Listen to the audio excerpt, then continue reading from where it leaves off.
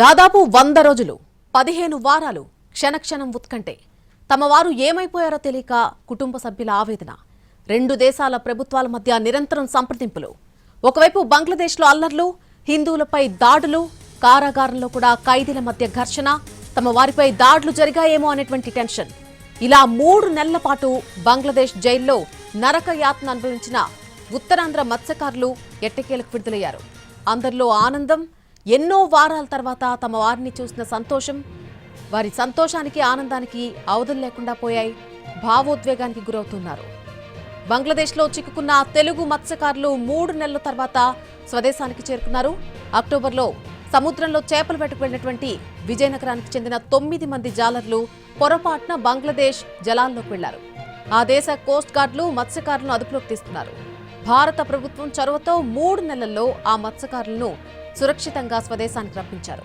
అయితే అక్కడ బంగ్లాదేశ్ కోస్ట్ గార్డులు మత్స్యకారులను ఖైదీల్లాగా చూశారని సరైన తిండి లేక అనారోగ్యానికి గురయ్యామని ఆ బాధిత మత్స్యకారులందరూ కూడా చెబుతున్నారు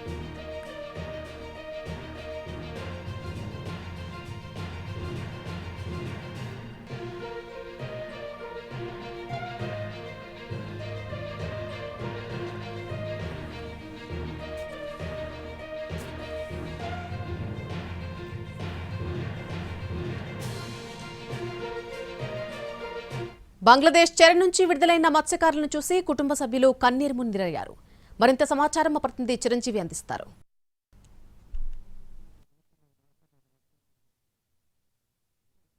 పట్టుకోటు కోసం సముద్రంలో చేపల వేటకు వెళ్లినటువంటి మత్స్యకారులు కొంతమంది బంగ్లాదేశ్ సరిహద్దుల్లో దాటి పొరపాటున అక్కడికి వెళ్లి చిక్కుకున్నారు 3 నెలల పాటు అక్కడ బందీలుగా ఉన్నటువంటి మత్స్యకారులు ఎట్టకేలకు ప్రభుత్వం చొరవతో తమ సొంత దేశానికి చేరుకున్న పరిస్థితి కనిపిస్తుంది ప్రస్తుతం వీళ్ళంతా కూడా వాళ్ళ కుటుంబ సభ్యుల్ని కలుసుకున్నారు ఒకసారి వాళ్ళతో కూడా మాట్లాడే ప్రయత్నం చేద్దాం అసలు ఏ విధంగా వాళ్ళు సరిహద్దులు దాటి బంగ్లాదేశ్కి వెళ్లాల్సి వచ్చింది అక్కడ ఎలాంటి పరిస్థితులు వీళ్ళు ఎదుర్కొన్నది మత్స్యకారులు ఉన్నారు వాళ్ళతో మాట్లాడే ప్రయత్నం చేద్దాం అక్కడ ఏ పరిస్థితుల్లో మీరు వెళ్లాల్సి వచ్చింది వెళ్ళిన తర్వాత అక్కడ ఎలాంటి పరిస్థితులు చోటు చేసుకున్నారు సార్ మేము వెళ్ళడం మట్టుకు వెళ్ళాము సార్ ఇంజిన్ అయిపోయింది సార్ అయిపోయి మరి బోర్డర్కి తేలికెళ్తుందో ఎలా ఈ బోర్డర్కి ఎలాగైందని మా సంగతి మాకు తెలియదు సార్ బోర్డర్ మేము ఇప్పుడు మా క్రాస్కి వెళ్ళిందో వెళ్ళదో మాకు తెలియదు కానీ నేపి చూపించి తీసుకెళ్ళిపోయాడు సార్ తీసుకెళ్ళిపోయి మరి మమ్మల్ని జైల్లో పెట్టాడు సార్ జైల్లో పెట్టాడు సార్ అని మాకు ఫుడ్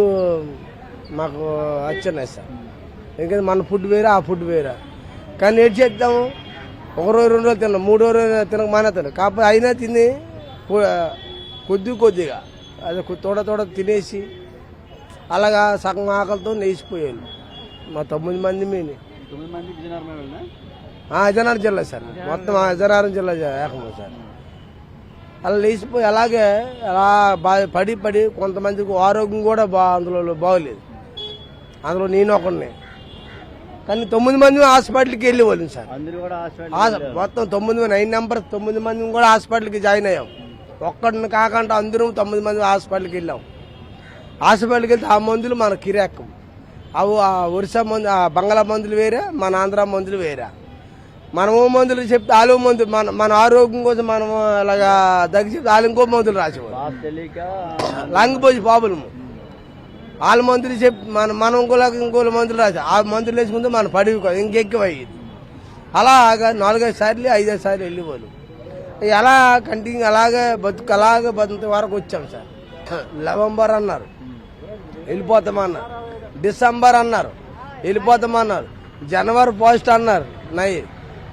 లాస్ట్ ఇప్పుడు జనవరి లాస్ట్ ఇప్పుడు అదే జనవరి లాస్ట్ ఫిబ్రవరి ఈ నెలలో గవర్నమెంట్ పూనుకోను మమ్మల్ని తీసుకొచ్చింది సార్ ఇప్పుడు ఆ గవర్నమెంటే ఇప్పుడు మాకు ఇప్పుడు ఏటకెళ్ళాలని మనుషులు అయితే కనిపిస్తున్నాం లోపల డోళ్ళ సార్ మనుషులు ఏమీ లేదు కాళ్ళు శైలి ఆడుతున్న తప్ప కానీ మేము ఏటకెళ్ళి బతకాలని ఇప్పుడు బతకలేము సార్ ఇప్పుడు మాకు ఇప్పుడు ఆ గవర్నమెంట్ తీసుకొచ్చారు కదా గవర్నమెంటే ఇప్పుడు మా పిల్ల తల్లికి మరి ఏం న్యాయం చేస్తారు మాకు ఏమైనా సరే వాళ్ళు మా పిల్ల తల్లికి మా వాళ్ళు చూడాలి సార్ మరి అంతవరకు మేము ఏటకెళ్ళలేము మా కాళ్ళు శైలి ఆడలేము సార్ మేము ఇప్పుడు అలా మరి ప్రస్తుతం బంగ్లాదేశ్తో వీటన్నిటితో దేశాలతో మనకి కొంచెం వైరం ఉంది అక్కడ పరిస్థితులు కూడా బాగాలేవు ఈ సమయంలోనే మీరు 3 నెలల్లోనే వచ్చేసారు కుటుంబ సభ్యులు ఏమంటున్నారు మీరు ఎంత త్వరగా వచ్చేసారు ఇంత త్వరగా వచ్చామంటే గవర్నమెంట్ పెట్టి వచ్చామండి.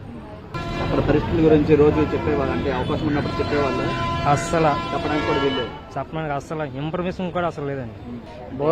భోజనం అయితే వాళ్ళు భోజనం పెట్టాలన్నయ్య, మాకు అయినట్టు ఉంటే వచ్చేది కాదు. ఎందుకంటే ఒక్క పప్పు సారు ఏకమా దయలాగా అదే సారు పెట్టాడు అనమాట, మన కుడితిలాగా అనమాట. పెడితే మాకు నచ్చేది కాదు. మరేంటి నచ్చినప్పుడు ఏంటి వచ్చేసిన తర్వాత దొక్కిపోయిన తర్వాత తినాల వంత నరక మంది మామ అనిపించామన్నయ్య. మాకు అయినట్టు పిల్ల తల్లి వేట అయిపోతారు, వెనగ ఉంటారు, ఫోన్ కాల్ లేదు, ఒక వీడియో కాల్ లేదు, మాకేటి లేదు. మాకు పిల్ల తల్లి ఎలాగైపోతాలని చెప్పేసి వీళ్ళకాయలు ఈడికాయలతో కొద్దిగా కాలితే మా అమ్మ ఎలా దుఃఖపోయామని చెప్పేసి మాకాసే కొద్దిగా కాలితే మాకైతే టెన్షన్గా ఉండేది అనమాట. అది అంత ఇబ్బందిలో ఉన్నామన్నమాట. ఒకటి ఖైదీలాగే మాకు ఒక సైలు కట్టేసి సంఖ్యలు ఇచ్చి తీసుకెళ్లేసి అక్కడ పెట్టాడు. సరే ఇంకా దారుణంగా చాలా దారుణంగా చూసారనమాట. చెప్పేవాళ్ళ ఇలాగ పొరపాటున వచ్చేసాము మాకేం తెలియదు అని చెప్పినా సరే వాళ్ళు ఎలా ట్రీట్ చేస్తారు? వాళ్ళ మాట మనకి ఇంత రవ్వని లాంగ్ నుంచి తెలిసేది కాదు అనమాట. మనతో ఒక్కొక్క మనిషి ముంతే 10 మంది వచ్చి చుట్టూరు ఈగల్లాగా ఈగల్లాగా ఓలేసేవి అనమాట. మాట్లాడినాక అయ్యేది కాదు, వాళ్ళ భాష మనకు అర్థం అయ్యేది కాదు అనమాట. అలాగే కన్నీరు కింద దించుకొని అలాగే వచ్చేవాళ్ళం అనమాట. అదన్నయ్య. మీరు చెప్పండి అమ్మా, మీరు మీ కుటుంబ సభ్యులు వీళ్ళంతా కూడా వెళ్ళి మీరు 3 నెలలు కూడా ఇంటికాడ వేచి చూసారు, ఎక్కడ ఎవరికి ఏమవుతుంది అని చెప్పి. ఇప్పుడు వెళ్ళి 3 నెలలు వెళ్ళిపోయి 4వ నెల వచ్చిందండి. ఈ 4వ నెలక మా పిల్లతెల్లన రోడ్లు పడ్డాము. మా భర్తలు అందంటే ఉన్నాలని కూడా ఓ ఫోన్ కాల్ కానీ ఓ వీడియో కాల్ కానీ చేయమని చేసుకోవాలి. చాలా చాలా బాధపడేవాళ్ళం. పిల్లలు చెప్పాలంటే ఇబ్బందులు వచ్చేవి. ఈ పిల్లలు ఏమంటే ఎక్కడో మేము మాట్లాడాలని మాకు ఇది కూడా తెలిసింది కాదు. మాకు ఈ పౌరత్వం ఎలాగైతే మా భర్తలు తీసుకొచ్చిందో మాకు తీసుకొస్తాలని కూడా గ్యారెంటీ కూడా మాకు తెలియదు. మా ఊళ్ళో అక్కడ సిచ్యువేషన్ బాగలేదు, ఎలాగ ఉంచాలి, ఎలాగ ఉన్నాలో, మా కోసం మీరు బాధపడుతున్నాలో, ఏ పుడ్లు ఎడుతున్నాలో, మా మెట్టిన పుడ్డు ఎడితే ఇంకా మమ్మల్ని ఇది చేసేవాళ్ళు అన్నప్పుడు కూడా మేము ఆలోచించాము. ఈరోజు అందంటే 9 మంది చిక్కిపోయి మాకు ఇది పరిస్థితి లాగా వచ్చింది. ఈ రోడ్లు పడ్డాము. ఈ పొద్దు మగోళ్ళు బోట్లకి వెళ్ళాలకు కూడా ఇబ్బందులు ఉంటాయి. ఎందుకంటే అక్కడ కష్టాలు పడి మరి అక్కడికి వచ్చారు. వాళ్ళకి కూడా ఈ పౌరత్వం ఎలాగైతే మరి మేలు చేస్తుందో దాన్ని బట్టి మేలు చేస్తే మాకు అంతే ధైర్యం. కానీ చంద్రబాబు నాయుడు కళ్యాణ్ అన్న మోడీ అన్న మరి గెలిచాడు కాబట్టి అతని పక్కే మేము ఆలోచించాం కాబట్టి మరి ఆ పొద్దు సిచ్యువేషన్ ఎలాగ ఉందో మాకు తెలియదు. కానీ మేము చిన్నపిల్లలు ఆటోళ్ళము. ఇప్పుడు మాకు తెలిసిన వరకు చెప్తున్నాము. మాకు సాయం కూడా చేసిన వాళ్ళు పెద్దలు కూడా ఉన్నారు, కానీ చేయించాలి. కానీ అతను కూడా మాకు చాలా బాగా చేశాడు. ఇది చిన్నారావు చిన్నాన్ని చేశాడు. చాలా ఇబ్బందులు పడ్డాం. మా కాగితం కానీ అందరూ ముందెళ్ళిపోయి మా వెనకెళ్ళింది 3 రోజులు పోనించి. చిన్నారావు మా ఊరి ప్రెసిడెంట్ వెళ్ళి కాగితాలు పెట్టి తర్వాత మా వాడు ఉన్నాడని మాకు తెలిసింది. కానీ మా పిల్లలు చెప్పుకోవాలని చాలా ఇబ్బందులు పడ్డాలి. మా దగ్గర వాళ్ళు దూరపోలు ఎవరైనా చాలా బాధపడ్డాలి. ఈ పోయి మా భర్తలు వచ్చాలని మేము కూడా ధైర్యం పడ్డాము. ఈ ధైర్యం మాకు లేదు ఇంతవరకు కూడా లేదు. వాళ్ళ ఏటలకు వెళ్తాలని కూడా గ్యారంటీ లేదు మాకు. ఎందుకంటే వాళ్ళు ఉన్నావో లేవో తెలియదు. ఈ రోజు వాళ్ళు ఎలాగ ఉంటాలో మీ సిచ్యువేషన్ ఇదిగో ఈ చంద్రబాబు నాయుడికి కళ్యాణాక ఎంత మేలు చేసి మా పిల్లలకు ఎంతో సాయం చేసినట్టు చేస్తే చాలు పిల్ల తల్లి పోషించుకుంటాము. లేకపోతే గవర్నమెంట్ కూడా మేము సొంతం కూడా ఆలోచించుకుంటున్నాం. మేము ఇదిగో నమస్కారం. అక్టోబర్లో ఉత్తరాంధ్ర మత్స్యకారులను బందీలుగా పట్టుకుంది బంగ్లాదేశ్ కోస్ట్ గార్డ్. అనుకోకుండా బంగ్లాదేశ్ జలాల్లోకి ప్రవేశించిన ఉత్తరాంధ్ర మత్స్యకారులను అదుపులోకి తీసుకున్నారు. మన మత్స్యకారుల బోట్లను బంగ్లాదేశ్ కోస్ట్ గార్డ్ తీసుకెళ్తున్న దృశ్యాలను మనం చూడొచ్చు. ఎట్టకేలకు వారందరూ కూడా కారాగారం నుంచి విడుదలయ్యారు. జాలర్లు మొత్తంగా 9 మంది ఉన్నారు. విశాఖ ఫిషింగ్ హార్బర్ కు అందరూ కూడా 9 మంది చేరుకున్నారు. 3 నెలల క్రితం సముద్రంలో చేపల వేటకు వెళ్లిన వీరిని బంగ్లాదేశ్ అక్కడి ప్రభుత్వం అదుపులోకి తీసుకుంది.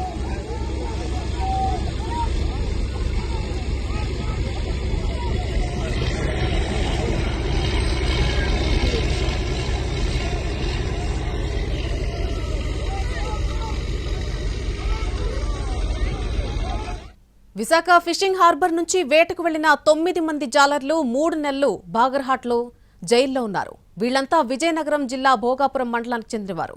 దాదాపు 15 ఏళ్ల క్రితం బ్రతుకు తెరువు కోసం విశాఖ ఫిషింగ్ హార్బర్కు వచ్చి నివసిస్తున్నారు. అక్టోబర్ 13న మెకనైజ్డ్ బోట్లో వెళ్లి తుఫాన్ ఎఫెక్ట్తో బంగ్లాదేశ్ జలాల్లోకి ప్రవేశించారు. కోస్ట్ గార్డ్ సిబ్బంది బోట్తో సహా మత్స్యకారులను కస్టడీలోకి తీసుకుని అరెస్ట్ చేశారు.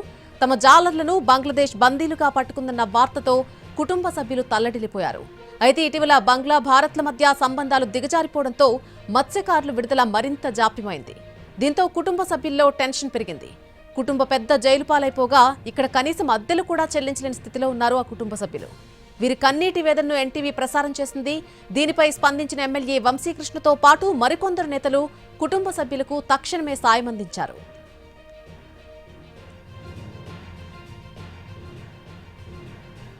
తమ వారు ఎలా ఉన్నారో ఎక్కడున్నారో తెలియక మత్స్యకారుల కుటుంబ సభ్యుల బాధ నాడు అంతా ఇంత కాదు. అప్పటి వారి ఆవేదన వారి మాటల్లోనే వినండి. మాకు 13వ తారీఖున బోట్ వెళ్ళింది, 22న దొరికిపోయింది. అప్పటి నుంచి ఇప్పటి వరకు ఇన్ఫర్మేషన్ మనకేటి తెలియలేదు, చేయలేదు. అందరి దగ్గరికి వెళ్తున్నాము, చేస్తున్నామమ్మా, మీ పని మీదే ఉన్నామమ్మా అనేసి అంటున్నారు. కానీ ఎవరు ఏం చేసింది మాకు ఇప్పటికొచ్చి ఏం తెలియలేదండి. చేస్తున్నాము, వెళ్తున్నాం, మేడం దగ్గరికి వెళ్ళాము. మేడం అయితే మీ పని మీదే ఉన్నామమ్మా అనేస్తుందా. మేడం మరి ఇప్పటికొచ్చు మరి మనకేం చెప్పడము చేయడము ఇప్పటికొచ్చి మరి ఏం లేదు, మీ పని మీదే తిరుగుతున్నాం అమ్మని అంటుంది.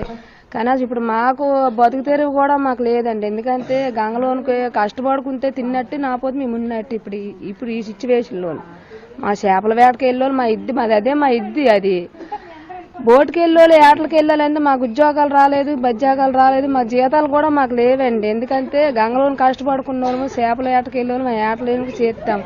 అక్కడికి వెళ్ళి ఎలాగ వెళ్ళారంటే మాకు తెలియలేదు. బోటు ఏటకి వెళ్ళి యాంకర్ వేసిన వాళ్ళకు వాళ్ళు పట్టేసుకున్నారు. అక్కడ బోట్ వండర్ వెళ్ళారండి. అక్కడ కొద్దిగా పరిస్థితి బాగాలేదు, ఇలాగ గొడవలుగా ఉంది, అందుబట్టి మేము తిరిగి వచ్చాము అనేసి అని అన్నారండి.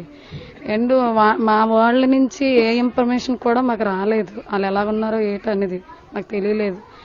వెళ్ళారు అమ్మ, అక్కడికి వెళ్ళదలుచుకున్నాను కానీ వెళ్ళాను, వాళ్ళ నుంచి ఏ యాజుకి మాకు తెలియలేదమ్మా అని అనేసి అని అన్నారు. ఎంతో ప్రయత్నించారంట కానీ వాళ్ళ గురించి ఏం తెలియలేదు అని అనేసి అని అన్నారు. మాకు అయితే ఎక్కడ ఆవులు వేడి చేస్తారని సరే మాకు ఇంకేట అర్థం తెలియకంటుంది. ఫోన్ చేస్తానన్నాడు, ఫోను లేదు. పిల్లలు ఇబ్బంది పడుతున్నారు, స్కూల్ కానీ వెళ్ళకంటున్నారు. పిల్లలు 10th వెళ్ళిన పిల్లని ఆపేసుకున్నా. ఆ బాబు లేక చిన్న బాబు ఉన్నాడు, ఆ బాబుకి జ్వరం అయితే డాక్టర్ కాడికి వెళ్ళి చేర్పించాము, ఆసుపత్రిలో వేసాను. అది ఇంకేం లేదు. అవి ఇల్లాలి ఆ బోట్ ఓనర్ వచ్చి కాగితాలు అడిగితేనే మాకు తెలిసింది. అలాగా అప్పుడు కాడ నుంచి ఇప్పుడు 3 నెలలు అవుతుంది ప్రయత్నిస్తాం కానీ అప్పుడు ఏం వల్ల ఓ ఫోన్ కాల్ అయినా చెయ్యించలేదు, ఏం చేయించలేదు. వాళ్ళు తీసుకురానాకే ఏర్పాట్లు చేస్తుండ్రు, మాకేం చెయ్యించలేదు. వాళ్ళు తీసుకురానాకే వెళ్తున్నారు. వెళ్ళి వచ్చేసాను. మళ్ళీ ఇప్పుడు 18, 28 కల్లా వెళ్తానని అంటున్నారు. ఎప్పుడు వెళ్తారో ఇంకా తెలియదు.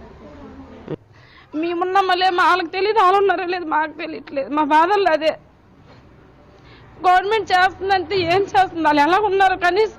అప్పుడు బంగ్లాదేశ్ వాళ్ళు మనకు దొరికారంటే వాళ్ళ ఫోటోల మీద ఫోటోలు, వీడియోల మీద వీడియోలు పెడుతున్నారు. అంతకంటే దారుణమమ్మ వాళ్ళు. కనీసం ఒక ఫోన్ కాల్, ఒక వీడియో ఏదన్నది కూడా పెట్టట్లేదు. అసలు వాళ్ళ మీద బెంగ పెట్టుకుని మాకు బాగోట్లేదు, ఏం చేయాలో తెలియట్లేదు. అసలు వాళ్ళు ఎలాగుంటున్నారో ఏదనేది గవర్నమెంట్ దయచేసి మా వాళ్ళ నుంచి ఫోన్ కాల్ కానీ వచ్చేలా కొద్దిగా ఏర్పాటు చేయండి. మాకు అదే కావాలి, ఇంకేమొద్దు. ఇప్పుడు 3 నెలలు అయిపోతుంది, ప్రతి ఒక్కరికి ఏలుకుంటున్నాం. ప్రతి ఒక్కరు ఈ పలానా మీడియా వస్తుంది, రెండమ్మ అంతే పరుగులెట్టు వస్తున్నాం. ఎవరు చేసింది ఏది లేదు. ఏటి మా పరిస్థితి ఏంటి మాకే అర్థం అవ్వట్లేదు. పిల్లలు పక్క అడుగుతున్నారు, నాన్నగారు ఏటయ్యారమ్మా ఎలాగున్నారనేసి. 10th క్లాస్ మా పెద్ద అబ్బాయి కూడా చదవలేకపోతున్నాడు. డాడీ నుంచి ఏ ఫోను పలానా దగ్గర దొరికారని తెలిసింది, పలానా దగ్గర నుంచి ఫోటోలు పెట్టారు. కనీసం అదే మా వాళ్ళ ఫోన్లు ఇచ్చుగానే ఒక్కసారి ఒక్కరికి ఫోన్ చేసుకోండి బాబు, అంత అవకాశం కూడా కోల్పోయాం మేము. పరిస్థితి ఏం తెలియట్లేదండి. మాకు 13వ తారీఖున బోట్ వెళ్ళింది, 22న దొరికిపోయింది. అప్పటి నుంచి ఇప్పటి వరకు ఇన్ఫర్మేషన్ మనకేటి తెలియలేదు, చేయలేదు. అందరి దగ్గరికి వెళ్తున్నాము, చేస్తున్నామమ్మా, మీ పని మీదే ఉన్నామమ్మా అనేసి అంటున్నారు. కానీ ఎవరు ఏం చేసింది మాకు ఇప్పటికొచ్చి ఏం తెలియలేదండి. చేస్తున్నాము, వెళ్తున్నాం, మేడం దగ్గరికి వెళ్ళాము. మేడం అయితే మీ పని మీదే ఉన్నామమ్మా అనేస్తుందా. మేడం మరి ఇప్పటికొచ్చు మరి మనకేం చెప్పడము చేయడము ఇప్పటికొచ్చి మరి ఏం లేదు, మీ పని మీదే తిరుగుతున్నాం అమ్మని అంటుంది. కానీ ఇప్పుడు మాకు బతుకు తెరువు కూడా మాకు లేదండి. ఎందుకంటే గంగలోనికి కష్టపడుకుంటే తిన్నట్టు నాపోతే మేము ఉన్నట్టు ఇప్పుడు ఈ సిచ్యువేషన్లో మా చేపల వేటకి వెళ్ళోళ్ళు మాది అదే మా ఇద్ది. అది బోటుకి వెళ్ళోళ్ళు ఏటలకి వెళ్ళాలంటే మాకు ఉద్యోగాలు రాలేదు, బజ్జాగాలు రాలేదు, మా జీతాలు కూడా మాకు లేవండి. ఎందుకంటే గంగలోని కష్టపడుకున్న వాళ్ళము చేపల ఏటకి వెళ్ళోళ్ళు మా ఏటలేనికి చేస్తాం. అక్కడికి వెళ్ళి ఎలాగ వెళ్ళారంటే మాకు తెలియలేదు. బోటు ఏటకి వెళ్ళి యాంకర్ వేసిన వాళ్ళకు వాళ్ళు పట్టేసుకున్నారు. అక్కడ బోట్ వండర్ వెళ్ళారండి. అక్కడ కొద్దిగా పరిస్థితి బాగాలేదు, ఇలాగ గొడవలుగా ఉంది, అందుబట్టి మేము తిరిగి వచ్చాము అనేసి అని అన్నారండి. అండ్ మా వాళ్ళ నుంచి ఏ ఇన్ఫర్మేషన్ కూడా మాకు రాలేదు. వాళ్ళు ఎలాగున్నారో ఏంటనేది మాకు తెలియలేదు. వెళ్ళారు, అమ్మ అక్కడికి వెళ్ళదలుచుకున్నాను కానీ వెళ్ళాను, వాళ్ళ నుంచి ఏ యాజుకి మాకు తెలియలేదమ్మా అని అనేసి అని అన్నారు. ఎంతో ప్రయత్నించారంట కానీ వాళ్ళ గురించి ఏం తెలియలేదు అని అనేసి అని అన్నారు. మాకైతే అమ్మ ఎక్కడ ఆవులు వేడి చేస్తారని సరే మాకు పేట అర్థం తెలియకంటుంది. ఫోన్ చేస్తానన్నాడు, ఫోను నీది. పిల్లలు ఇబ్బంది పడుతుంది, స్కూల్ కానీ వెళ్ళకంటున్నారు. పిల్లలు 10th వెళ్ళిన పిల్లని ఆపేసుకున్నా. ఆ బాబు లేక చిన్న బాబు ఉన్నాడు, ఆ బాబుకు జ్వరం అయితే డాక్టర్ కాడికి వెళ్ళి చేర్పించాము. ఆసుపత్రిలో వేసానండి. అది ఇంకేం లేదు. అవి ఇల్లాలి. ఆ బోట్ ఓనర్ వచ్చి కాగితాలు అడిగితేనే మాకు తెలిసింది. అలాగా అప్పుడు కాడ నుంచి ఇప్పుడు 3 నెలలు అవుతుంది ప్రయత్నిస్తాను కానీ అప్పుడు ఏం వల్ల ఓ ఫోన్ కాల్ అయినా చెయ్యించలేదు. ఏం చేయించలేదు. వాళ్ళు తీసుకురానాకే ఏర్పాట్లు చేస్తుండ్రు, మాకేం చెయ్యించలేదు. వాళ్ళు తీసుకురానాకే వెళ్తున్నారు. వెళ్ళి వచ్చేసాను. మళ్ళీ ఇప్పుడు 18, 28 కల్లా వెళ్తానని అంటున్నారు. ఎప్పుడు వెళ్తారో ఇంకా తెలియదు. మేమున్నామా లేదు వాళ్ళకి తెలియదు, వాళ్ళు ఉన్నారో లేదు మాకు తెలియట్లేదు. మా బాధల్లో అదే. గవర్నమెంట్ చేస్తుందంటే ఏం చేస్తుంది, వాళ్ళు ఎలా ఉన్నారు కనీసం. అప్పుడు బంగ్లాదేశ్ వాళ్ళు మనకు దొరికారంటే వాళ్ళ ఫోటోల మీద ఫోటోలు, వీడియోల మీద వీడియోలు పెడుతున్నారు. అంతకంటే దారుణమమ్మ వాళ్ళు. కనీసం ఒక ఫోన్ కాల్, ఒక వీడియో ఏదన్నది కూడా పెట్టట్లేదు. అసలు వాళ్ళ మీద బెంగ పెట్టుకుని మాకు బాగోట్లేదు. ఏం చేయాలో తెలియట్లేదు. అసలు వాళ్ళు ఎలాగుంటున్నారో ఏదనేది గవర్నమెంట్ కొద్దిగా దయచేసి మా వాళ్ళ నుంచి ఫోన్ కాల్ కానీ వచ్చేలా కొద్దిగా ఏర్పాటు చేయండి. మాకు అదే కావాలి, ఇంకేం వద్దు. ఇప్పుడు 3 నెలలు అయిపోతుంది. ప్రతి ఒక్కరికి ఏలుకుంటున్నాం. ప్రతి ఒక్కరు ఈ పలానా మీడియా వస్తుంది, 2 అమ్మ అంతే పరుగులెట్టు వస్తున్నాం. ఎవరు చేసింది ఏదీ లేదు. ఏటో మా పరిస్థితి ఏంటి మాకే అర్థం అవ్వట్లేదు. పిల్లలు పక్క అడుగుతున్నారు, నాన్నగారు ఏటయ్యారమ్మా ఎలాగున్నారనేసి. 10th క్లాస్ మా పెద్ద అబ్బాయి కూడా చదవలేకపోతున్నాడు. డాడీ నుంచి ఏ ఫోను పలానా దగ్గర దొరికారని తెలిసింది, పలానా దగ్గర నుంచి ఫోటోలు పెట్టారు. కనీసం అదే మా వాళ్ళ ఫోన్లు ఇచ్చిపోయినా ఒక్కసారి ఒక్కరికి ఫోన్ చేసుకోండి బాబు, అంత అవకాశం కూడా.